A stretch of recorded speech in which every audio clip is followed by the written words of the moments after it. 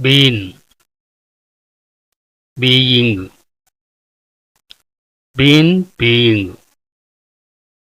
Being, been. వీటి మధ్య తేడా ఏమిటి? బీయింగ్కి మరియు బీన్కి మధ్య తేడా ఏమిటి?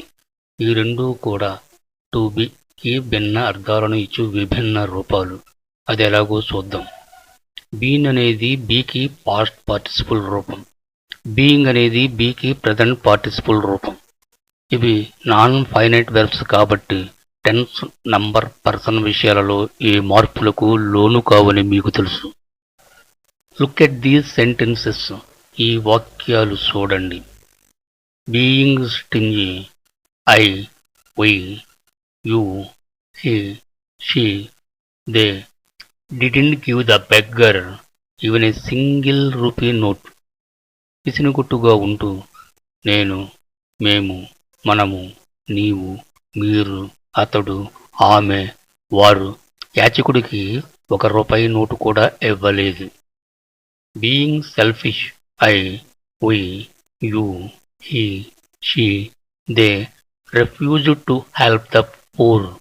స్వార్థంగా ఉంటూ నేను, మేము, మనము, నీవు, మీరు, అతడు, ఆమె, వారు పేదలకు సహాయపడటానికి నిరాకరించడం జరిగినది.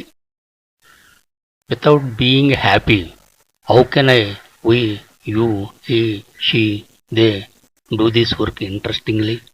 సంతోషంగా ఉండడం లేకుండా నేను, మేము, మనము, నీవు, మీరు, అతడు, ఆమె, వారు ఈ పనిని ఎలా ఆసక్తిగా చేయగలను, చేయగలము, చేయగలవు, చేయగలరు, చేయగలడు, చేయగలదు. His, her being here now makes our family happy. అతడు, ఆమె ప్రస్తుతం ఇక్కడ ఉండడం మా కుటుంబాన్ని సంతోషపెట్టింది. వీటిలో ఏ రకం ప్రొనౌన్ వాడినా బీయింగ్ మారకుండా అలాగే ఉన్నట్టు మీరు గుర్తించారు కదూ. ఈ వాక్యాలు చూడండి. 1. Nirmala is timid. 2. Kamala is being timid at the sight of a cockroach. మొదటి వాక్యంలో ఈజ్ ఒంటరిగా వస్తే రెండవ వాక్యంలో ఈజ్తో పాటు బీ యొక్క కంటిన్యూస్ ఫామ్ ప్రజెంట్ పార్టిసిపుల్ రూపం అయిన బీయింగ్ వచ్చింది. ఈ రెండింటికి తేడా ఏమిటి?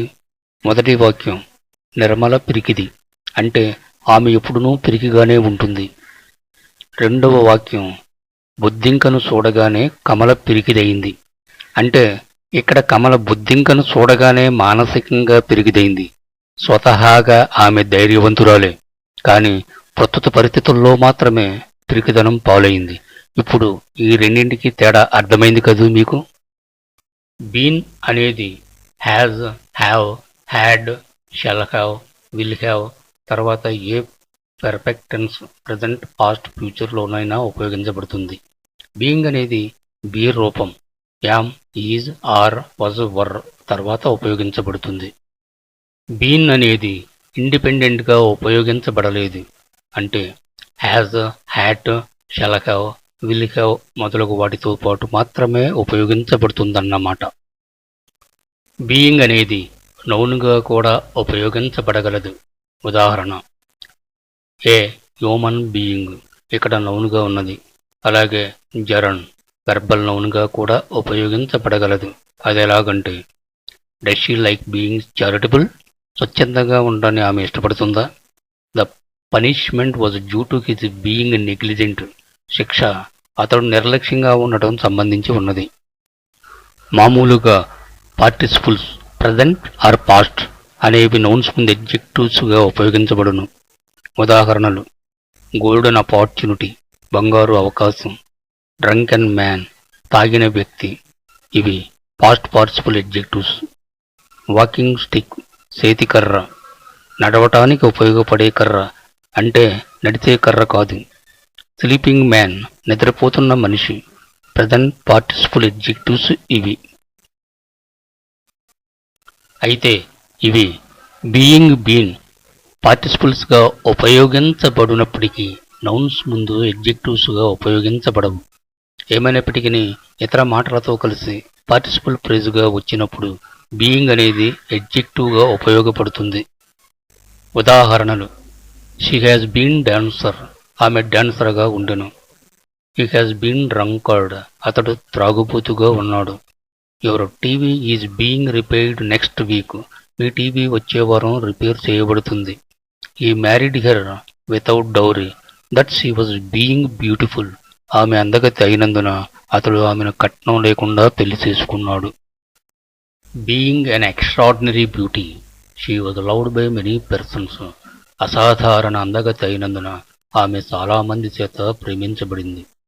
She couldn't come here being down with fever. జ్వరంగా ఉండడంతో ఆమె ఇక్కడకు రాలేకపోయింది. She is being humble to me. ఆమె నా ఎడల అనుకువగా ఉంది. I have been waiting for her for 2 hours. 2 గంటలుగా ఆమె కోసం నేను వేచి చూస్తూనే ఉన్నాను.